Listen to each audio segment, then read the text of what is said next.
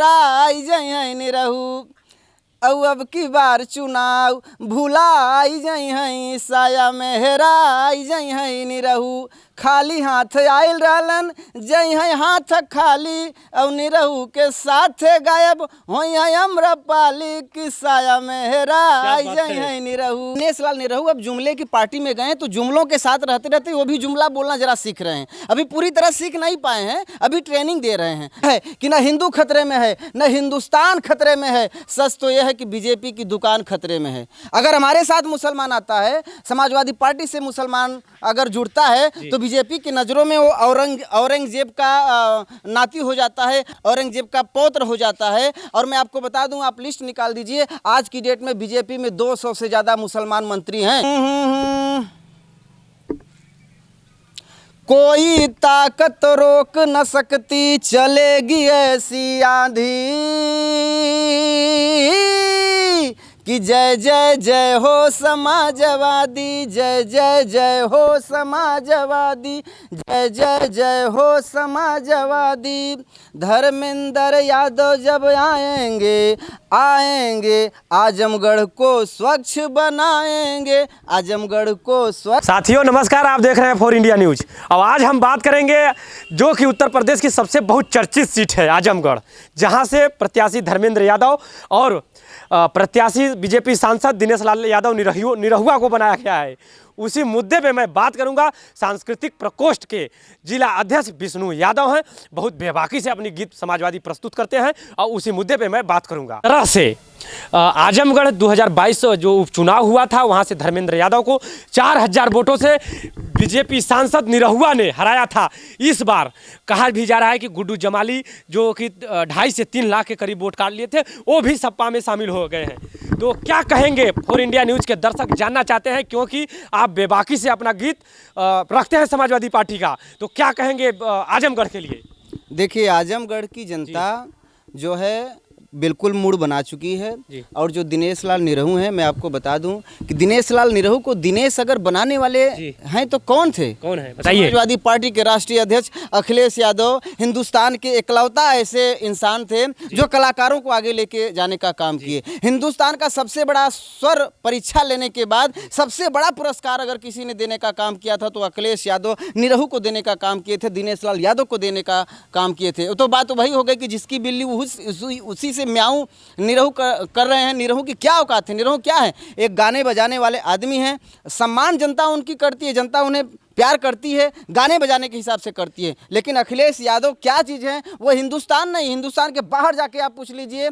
एक बार Barack Obama जो America के राष्ट्रपति हैं, उन्होंने अपने भाषण में कहा था कि Akhilesh Yadav is the politician in the India who can change of the future in the India. यानी कि अखिलेश यादव एक ऐसा हिंदुस्तान में इकलौता एक ऐसा नेता अखिलेश यादव है जो हिंदुस्तान के भविष्य को बदल सकता है। बताइए, अखिलेश यादव कहाँ? अखिलेश यादव और कहाँ दिनेश लाल निरहू? अरे दिनेश लाल यादव बीजेपी सांसद तो चैलेंज दे रहे थे कि जहां से अखिलेश यादव लड़ेंगे वहीं से हमारी पार्टी हमें टिकट दे। तो क्या लगता है आप लोग को? देखिए, जुमला देखिए, दिनेश संगत का असर होता है। हमारे बड़े बुजुर्ग ने कहा है कि संगत का असर है। दिनेश लाल निरहू अब जुमले की पार्टी में गए तो जुमलों के साथ रहते रहते वो भी जुमला बोलना जरा सीख रहे हैं। अभी पूरी तरह सीख नहीं पाए हैं, अभी ट्रेनिंग दे रहे हैं, अभी चेलागिरी कर रहे हैं, आप ये समझ लीजिए। तो थोड़ा सा वो भी जुमलागिरी बोलना चालू कर दिए कि मुझे उस सीट से लड़ा दो, मुझे उस सीट से लड़ा दो। उनकी क्या औकात है? अपने घर में मैं तो कहता हूँ अगर ईमानदारी से प्रधानी लड़ जाए तो प्रधानी हार जाएंगे।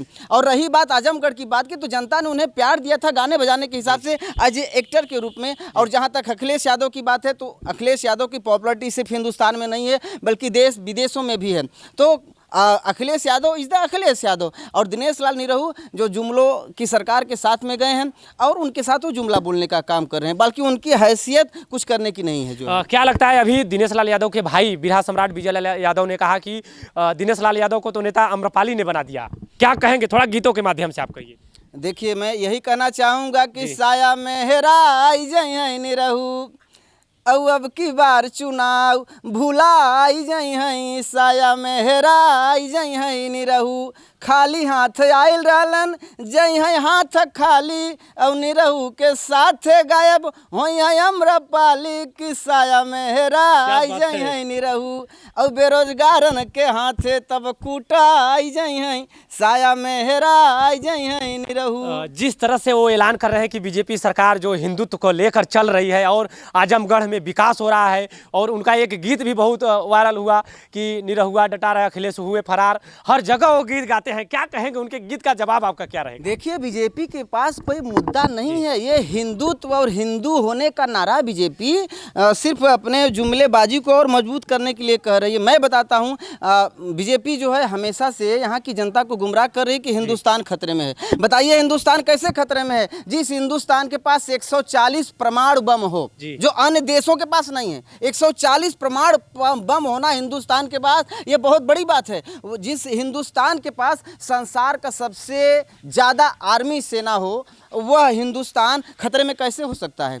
सच तो यह है कि न हिंदू खतरे में है, न हिंदुस्तान खतरे में है। सच तो यह है कि बीजेपी की दुकान खतरे में है। अगर हमारे साथ मुसलमान आता है, समाजवादी पार्टी से मुसलमान अगर जुड़ता है, तो बीजेपी की नज़रों में वो औरंगजेब का नाती हो जाता है, औरंगजेब का पौत्र हो जाता है। और मैं आपको बता दूं, आप लिस्ट निकाल दीजिए, आज की डेट में बीजेपी में 200 से ज़्यादा मुसलमान मंत्री हैं। वो औरंगजेब के नाती नहीं है? क्या वो मुसलमान नहीं है? मैं बीजेपी को दावा करता हूँ, चैलेंज करता हूँ कि अगर आप सही में हिंदू की बात करते हैं तो सबसे पहले 200 मंत्रियों को अपने बीजेपी सरकार से निकालने का काम कर दीजिए। मैं मान जाऊंगा आपकी कि सच्चे हिंदूवादी हैं आप, और हिंदुस्तान में हिंदू सिर्फ हिंदूवादी, हिंदू राष्ट्रवादी आप काम करना चाहते हैं। तो ये बीजेपी जुमला करती है, क्योंकि मुसलमान उनको इतने पे भी पूछता नहीं है। बीजेपी के दामाद कौन है? मुसलमान। बीजेपी के रिश्तेदार कौन है? मुसलमान। बीजेपी के मंत्री कौन है? मुसलमान। लेकिन इतने पर भी मुसलमान अगर जुड़ा है तो धरती पुत्र आदरणीय स्वर्गीय नेताजी मुलायम सिंह यादव जी से जुड़ा। और उसके बाद अगर मुसलमान किसी से जुड़ना चाहता है तो हम सभी के राष्ट्रीय अध्यक्ष, हम सभी के महबूब नेता माननीय अखिलेश यादव जी से जुड़ना चाहता है। जो अखिलेश यादव पे परिवारवाद का जो आरोप लगता है, उसके लिए क्या कहेंगे आप? देखिए, कहाँ परिवारवाद का जो नारा ये बीजेपी लगा रही है, उनके पास कोई मुद्दा नहीं है। आप बताइए कितने टिकट यादवों को मिला है? इस बार जो टिकट वितरण हुआ है, कितने टिकट यादवों को मिला? मुझे लगता है 2 या 3 यादवों को टिकट। अखिलेश यादव, क्या कहते हैं कि धर्मेंद्र यादव, शिवपाल यादव और डिम्पल यादव और एक कोई लोग है, नाम हमें याद नहीं आ रहा है। तो मुद्दा तो आजमगढ़ का है, जो दिनेश लाल यादव की एक गीत हमेशा वायरल होती है और हमेशा वो गाते भी हैं कि अखिलेश हुए फरार, निरहुआ डटल रहे। देखिए, परिवारवाद की बात मैं आपको बता दूं, जिसके पास परिवार रहता है वही परिवारवाद करता है। जिसके पास परिवार ही नहीं है तो क्या परिवारवाद करेगा? हाँ, उसके पहले बीजेपी अपना एक परिवार बनाए। बीजेपी तो ये बोलती है कि पूरा हिंदुस्तान मेरा परिवार है। हाँ, तो जब हिंदुस्तान परिवार है तो बीजेपी भी तो अपने रिश्तेदारों को, अपने सगे संबंधियों को टिकट नहीं दे रही है। तो सबसे पहले तो बीजेपी परिवारवाद कर रही है जो है। और रह गया आजमगढ़ के मुद्दा का, वही जो गीत उनकी वायरल होती है कि अखिलेश हुए फरार, निरहुआ डटल रहे, क्या कहेंगे? गीत का आपके पास जवाब क्या है? इस बार जवाब जो है जनता देगी दिनेश लाल निरहू को। गीतों के माध्यम से अगर आपके पास जवाब हो तो दे दीजिए। जिला सांस्कृतिक प्रकोष्ठ के जिला अध्यक्ष हैं आप। कैसा चाहिए जी? नेता पानीदार चाहिए। अरे तीर न तलवार न कटार चाहिए। क्या बात है? तीर न तलवार न कटार चाहिए। अखिलेश यादव जैसा नेता पानीदार चाहिए। तीर न तलवार न कटार चाहिए। अखिलेश यादव जैसा नेता पानीदार चाहिए। सिरवा गगन के जैसा झुके जो कभी ना, और सीखे श्रीमान जी से सबके साथ जीना। अरे शेर जैसे शेर की दहाड़ चाहिए। अखिलेश यादव जैसा नेता पानीदार चाहिए। तो पानीदार नेता चाहिए। और दिनेश लाल निरहू जैसा जुमूल, उनका जमानत जब्त हो जाएगा, उन्हें टिकट ही नहीं मिलेगा। और टिकट तो मिल गया है। बीजेपी भारतीय जनता पार्टी जो है दिनेश लाल निरहू को सिर्फ यूज करना जानती है, उन्हें सिर्फ यूज कर रही है। जैसे आप कोई कागज ले लीजिए और कुछ कचड़ा पूछ के फेंक दीजिए, उसी तरह से दिनेश लाल निरहू का इस्तेमाल किया जाएगा। क्या लगता है, जैसे अभी देखिए यादव कार्ड खेले, मध्य प्रदेश में मोहन यादव को मुख्यमंत्री बनाया गया, आप कह रहे हैं कि केवल खेल खेल रही है बीजेपी, कैसे कह रहे हैं? बचपन में आपने एक कहानी सुनी होगी कि अगर किसी शेर को जंगल से बाहर अगर लेके आना था तो एक बकरी वहाँ पे जाके बॉर्डर पे बांधा जाता था, ताकि शेर बकरी को देखे और बकरी को खाने के हिसाब से जब बकरी के पास आए तो शिकारी उसका शिकार एकदम उन्हें इस्तेमाल किया गया है, उन्हें हथियार बनाया जा रहा है, और ताकि और मोहन यादव के जरिए समाजवादी पार्टी का, मोहन यादव के जरिए पिछड़े दलितों का, यादवों का शिकार किया जा सके, और दूसरा कुछ नहीं है। आखिरी आपसे यही सवाल रहेगा कि एक लास्ट बार धर्मेंद्र यादव के लिए कोई गीत सुना दीजिए आप। कहना चाहूँगा, कोई ताकत रोक न सकती चलेगी ऐसी आंधी कि जय जय जय हो समाजवादी, जय जय जय हो समाजवादी, जय जय जय हो समाजवादी। धर्मेंद्र यादव जब आएंगे आएंगे आजमगढ़ को स्वच्छ बनाएंगे, आजमगढ़ को स्वच्छ बनाएंगे। कोई ताकत रोक न सकती जिसकी इतनी बड़ी आबादी